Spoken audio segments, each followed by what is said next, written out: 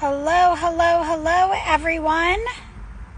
Welcome to episode 17 of Conscious Caregiver Conversations.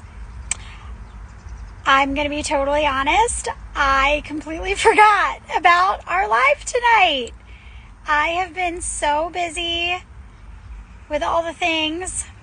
And saw a message from Sam and was like, oh shoot, totally forgot. So I am sitting in my car in the parking lot of the hospital that I work at, right outside the office. And we're going to wait for her to join and we'll see what comes up because I'm tired. It has been an emotional few days. We've had a lot going on. There she is.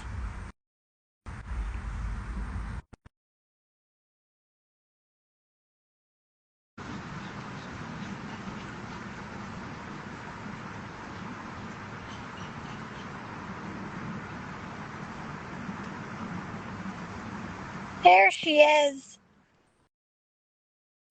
Good morning. Good evening. Hello. How are you? Hello.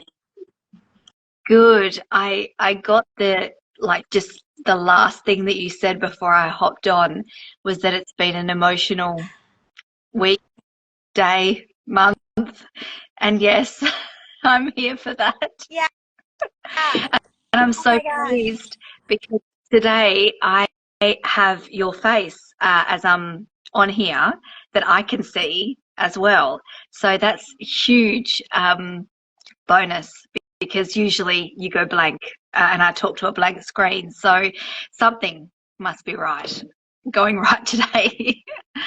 Woohoo! Like I don't even know what to say. Like the energy has been crazy and I am exhausted. I'm absolutely exhausted. It's been nuts. So It has. And I think that has definitely been a theme. I don't know if like a little bit by the bedside and then also in my own friendships. So many people are traveling through more complex than usual situations. They're not all bad, but they're just, instead of something flowing, I guess, easier and less complicated, it seems a lot of people are like, I don't know, just have this more complexity going on about decision making and opportunities that might be coming. And like I said, even positive things, but there's just like all these layers of logistics and emotions and yeah, so sometimes it's nice to know we're not alone. yeah. In that. Doesn't always help specifically, but a little bit. Yep, absolutely. Absolutely. Yeah, it's been I'm drained. It's Wednesday and I'm drained. Yeah. And I think, like, as we always say, it's really important to know what that feels like in our mind, in our emotions, in our body, because we can't do anything if we're not aware. Like, if we just keep bulldozing through, which some situations in life we do have to, but 9 times out of 10, we can do little things to try and help. And I know you're going through some big things, which you can't always help, which is part of life. But there's still small areas that we can, I don't know, take the reins, take that radical responsibility, not blame of everything that's happening, but just radical internal responsibility that I want to prioritize myself and my well-being, and how can I do that even in the smallest of ways. And sometimes, like Jenna and I, it's just a matter of hopping on Voxer and having a conversation. Like sometimes it's just that knowing that you're not completely alone. Sometimes it's a simple thing like I have forgotten to be eating breakfast at the moment, because I've had a lot of things going on, and that has such a profound knock-on effect throughout my day that it was actually only when I think we chatted yesterday and I was like, well, I've got to walk my talk and talk my walk, and what's some things that I can shift to help myself? And I was like, oh my goodness, I'm not eating until lunchtime and then I'm crashing and burning at 2 o'clock. Well, that's a very simple thing that I can do in the morning to make sure I'm fueled throughout the day. And it's just something I forgot about because life got busy and I had a change in routine. So it's really in conversation, which is why we preach coaching, don't we, Jenna? Or really positive and trustworthy mentorship, whether it's in a colleague or someone you pay for. We both pay for coaching because having that open conversation and being able to bounce back ideas, sometimes you don't solve anything in the moment and get an answer, but it's actually becoming, and it's something I teach in my matrescence work, but it's becoming confident and peaceful and calm in the not knowing. Because, and there's lots of things in our nursing career that do sort of mirror what I teach in motherhood, because there's a lot of things that we are out of our control, that we don't know, that we're continually learning, all that. And it can be really unsettling, especially in a society, in a culture where we're sort of told to know things or do as we're told and those kind of themes. It's suddenly you're in situations where that's out of your control.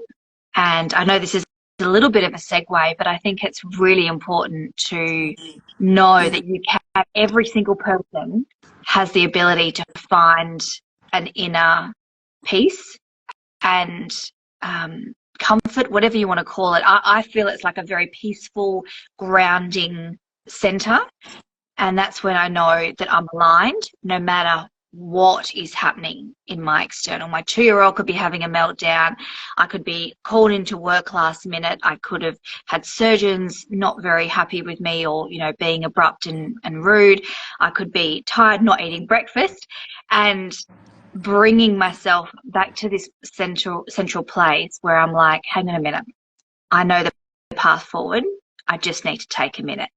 And that's where marrying slowing down and being intentional with some external support is like, it's actually not that complicated. It's simple.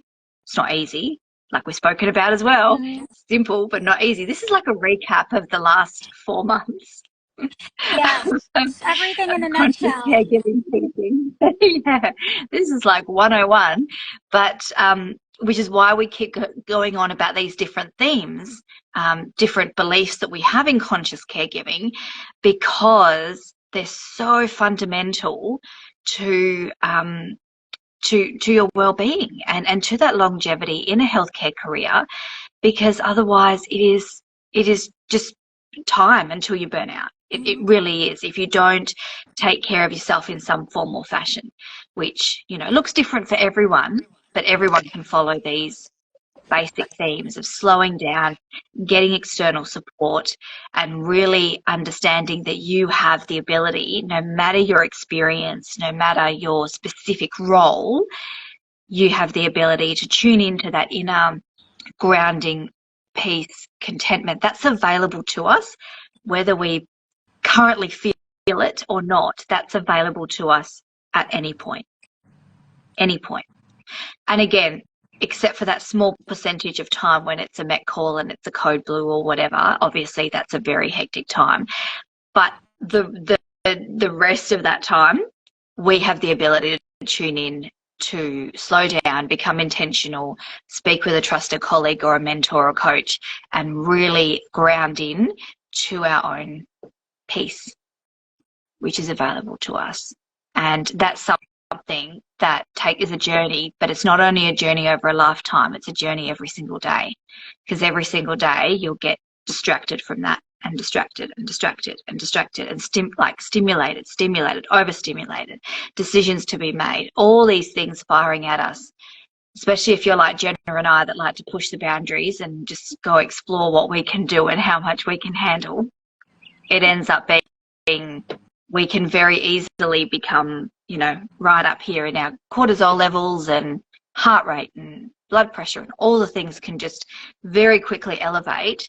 It is a constant bringing down, grounding, and you can only do that when you're supported as well. It's really hard to do that completely on our own. It's possible, but it's not always enjoyable to completely do that on our own. So that's my little riff for like 6 a.m. this morning, because we've had that time change.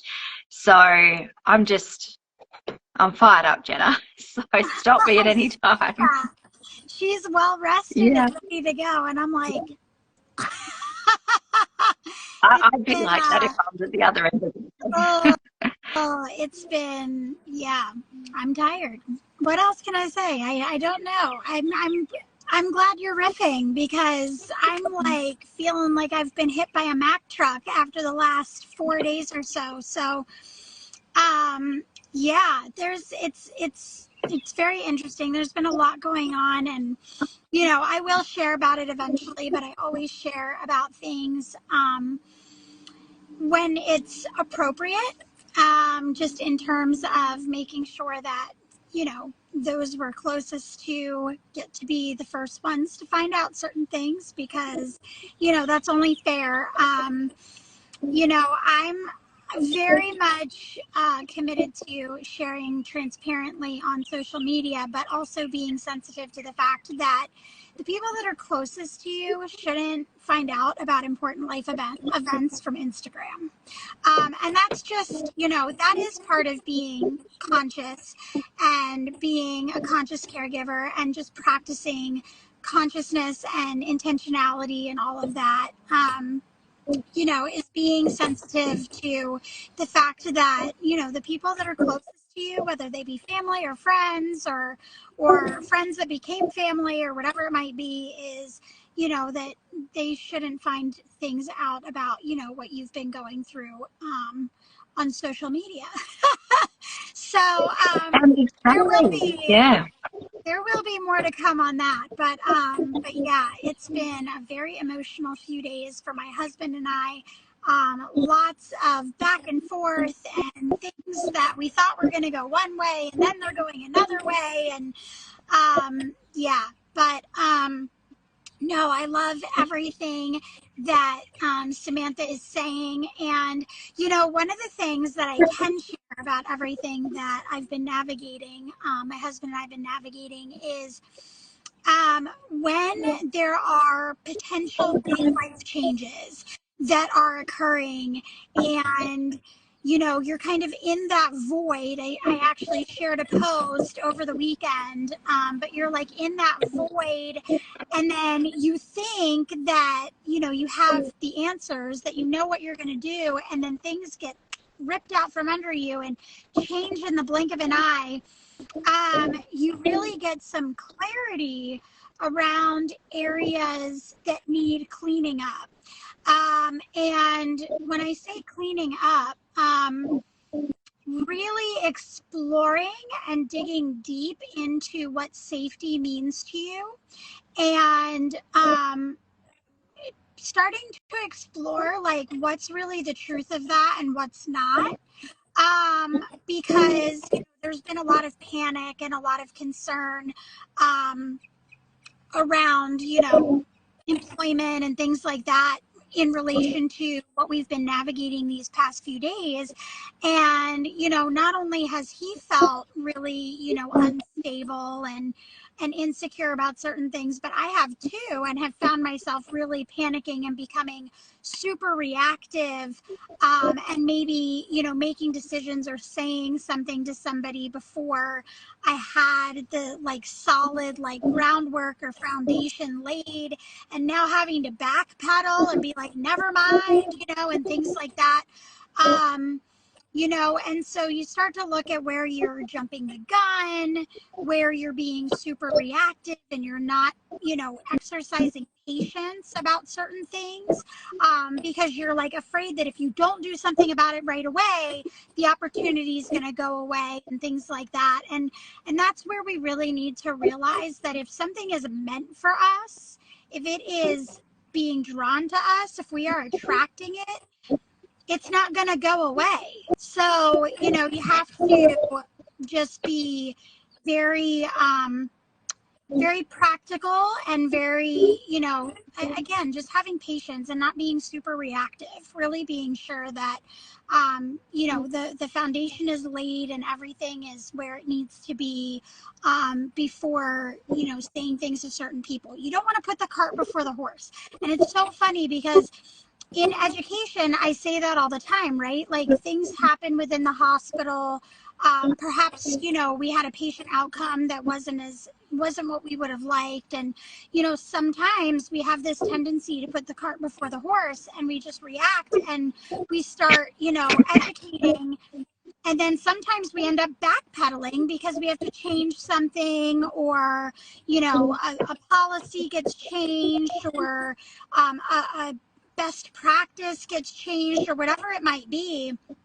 But we do this so often in our own lives too, where, we're so quick to make the changes and we want to control the outcome that we put the cart before the horse, and then we end up having to backpedal and make changes and, oh, I'm so sorry, this isn't happening now, like, and just stuff like that. So, yeah, it really exposes areas where you really need to just clean up and start thinking again about, where do I need to just take a breath and just know and ground into the fact that I am safe, that what is meant for me is coming for me, that I am, attracting what it is that I desire in life.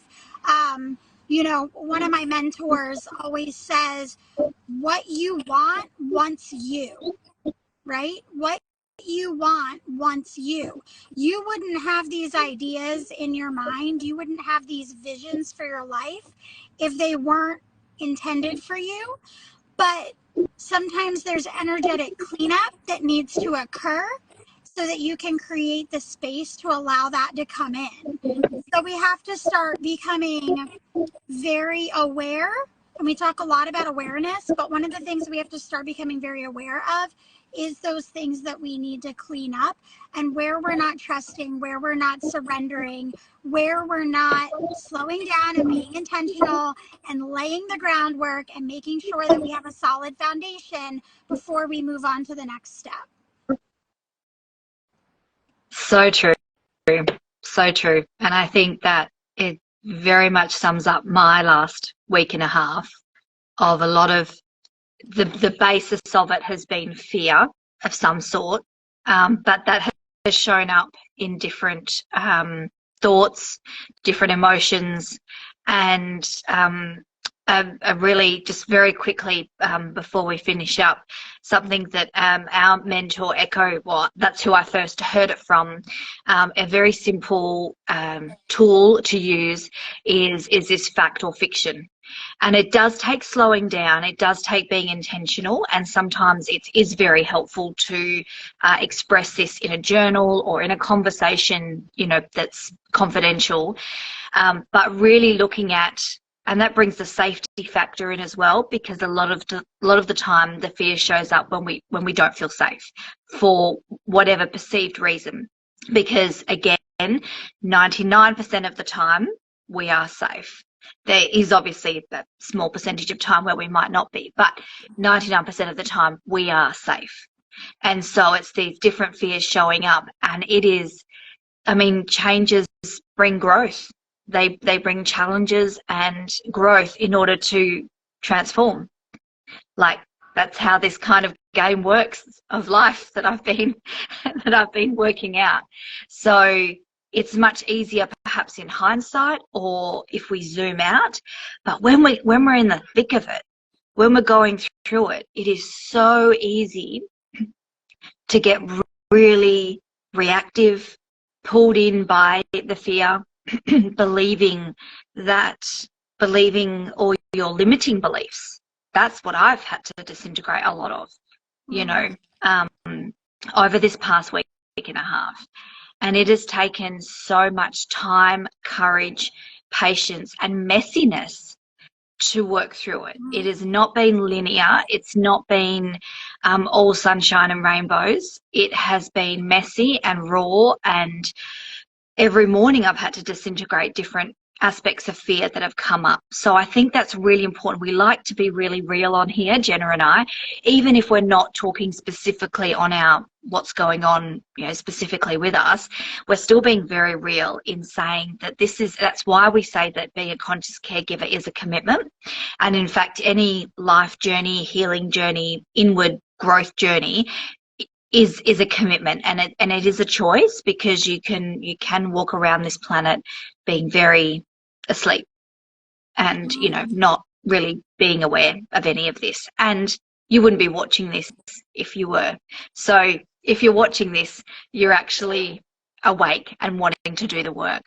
And it takes the commitment, and I don't think we ever go back a step. I think it's perceived that we go back, but I don't think we ever go back a step, because we can't go back to how we were yesterday, an hour ago.